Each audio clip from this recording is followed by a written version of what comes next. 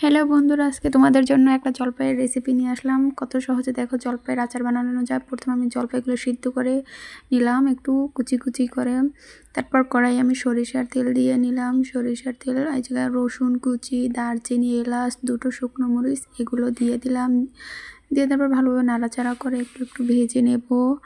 তারপর পাঁচফোড়ন দিয়ে দেব এর ভিতরে। পাঁচফোড়ন দিয়ে একটু ভালোভাবে ভেজে নেব, আর নইলে কাঁচা থাকলে এটা ভালো লাগে না, আর ভেজে নিলে একটু সুন্দর ঘ্রাণ আসে, তাই এটা দিয়ে নিলাম পরিমাণ মতো। যার যতটুকু দরকার সেই পরিমাণ মতো দিবা।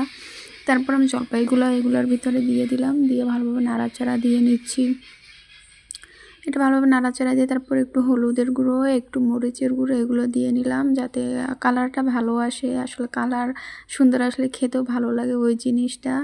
তো এগুলো দিয়ে নাড়াচাড়া দিয়ে দিলাম। তারপর দিয়ে দিলাম চিনি পরিমাণ মতো চিনি দিয়ে নাড়াচাড়া দিয়ে নিচ্ছি। এখন এটা থেকে পানি বের হবে অনেকটা, চিনি গলে পানি হয়ে যাবে।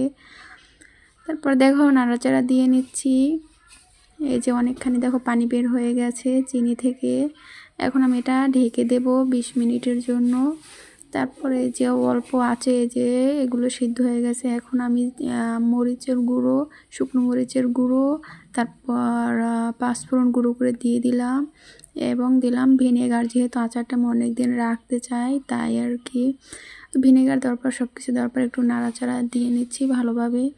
এই যে দেখো কালারটা কত সুন্দর আসছে, দেখতেই কত সুন্দর লাগছে, খেতেও খুব মজা হয়েছে। তো আমার এখন আচারটা বানানো হয়ে গেছে, আমি এখন একটা পাত্রে ঢেলে নিচ্ছি। যে দেখো কত সুন্দর কালার। তারপর ঢেলে নেওয়ার পর তোমরা যদি চাও বাসায় এভাবে বানাইতে পারো, খুব ঝটপট, বেশি সময় না, 20